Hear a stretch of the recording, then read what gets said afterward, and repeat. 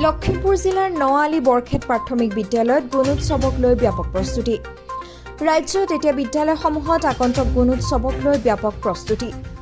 ৰাজ্যৰ অন্যান্য প্ৰান্তৰ লগতে লখিমপুৰ জিলাৰ বিভিন্ন বিদ্যালয়সমূহতো চলিছে গুণোৎসৱৰ প্ৰস্তুতি। এয়া লখিমপুৰ জিলাৰ এখন অন্যতম বিদ্যালয় নআলি বৰখেত প্ৰাথমিক বিদ্যালয়ৰ পৰিৱেশ। গুণোৎসৱৰ দ্বাৰা ছাত্ৰ-ছাত্ৰীসকলৰ শৈক্ষিক মানদণ্ড উন্নত হ'ব বুলি বিদ্যালয় কৰ্তৃপক্ষই জানিবলৈ দিয়ে।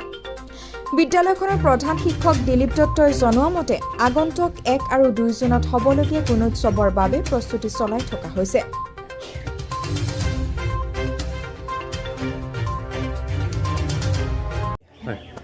অত্যন্ত ভাল লাগিছে।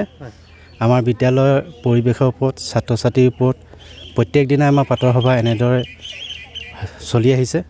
আমি মাজে সময়ে সদায় আহোঁ, সদায় নাহিলেও এসপ্তাহ মূৰত বা 3 দিনৰ মূৰে আহোঁ।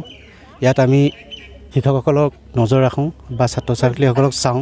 তেখেতলোকৰ যিখিনি পৰিৱেশ আগতকৈ বহুত উন্নত হৈছে আৰু বিদ্যালয়ৰ পৰিৱেশৰ পৰা ধৰি শিক্ষাগতৰ পৰা আগবাঢ়ি গৈছে। ইয়াকে কৈ ধন্যবাদ জনাইছোঁ।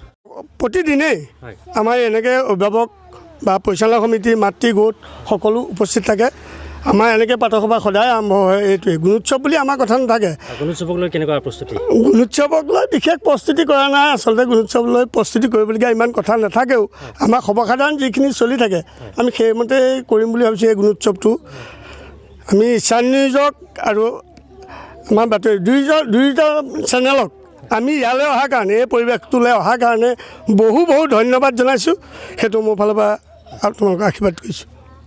এইখন বিদ্যালয় মই আদিপাত আৰম্ভ কৰা এখন বিদ্যালয়, গতিকে মোৰ নিজৰ বিদ্যালয়, সদায় চকুৰ আগত থকা বিদ্যালয়। আৰু বিদ্যালয়খন আগৰ যিটো অৱস্থা আছিলে সেই অৱস্থাৰ পৰা আজি বিদ্যালয়খনে যি এটা পূৰ্ণাংগ স্থিতি পাইছে, বিদ্যালয়ৰ পৰিৱেশ যি গঠন হৈছে, প্ৰথমতে শলাগ ল'ব লাগিব আমাৰ প্ৰধান শিক্ষক দিলীপ দত্তদেৱক, লগতে সহ শিক্ষকসকলক, শিক্ষয়িত্ৰী বাইদেউ, লগতে আমাৰ যি পৰিচালনা সমিতিও স্কুলখনক লৈ এক সুন্দৰভাৱে পৰিচালনা কৰি আগবাঢ়িছে। গতিকে ইয়াৰ আচলতে প্ৰাক্তন ছাত্ৰ হিচাপে মই নিজে গৌৰৱান্বিত হৈছোঁ যে স্কুলখনৰ পৰিৱেশ আজিৰ দিনত যি সুন্দৰ এটা স্থিতি লৈছে, সুন্দৰ এটা পৰিৱেশ গঠন হৈছে। আৰু ইয়াৰ পৰা বৰ্তমান সময়ত ভাল ছাত্ৰ ছাত্ৰী বৃত্তি লৈ পেলাই ওলাই যাব পাৰিছে। গতিকে আগৰ পৰ্যায়ৰ পৰা এটা শৈক্ষিক দিশ স্কুলখনে ভাল দিশলৈ লৈ গৈছে। আৰু এই শুভক্ষণতে লগতে গুণোৎসৱৰো শুভেচ্ছা জনাইছোঁ। আৰু এই শুভক্ষণতে ছাত্ৰ ছাত্ৰীসকলৰ শিক্ষাগত মানদণ্ড আৰু আগবাঢ়ি যাওক সেয়াই কামনা কৰিছোঁ এজন প্ৰাক্তন ছাত্ৰ হিচাপে।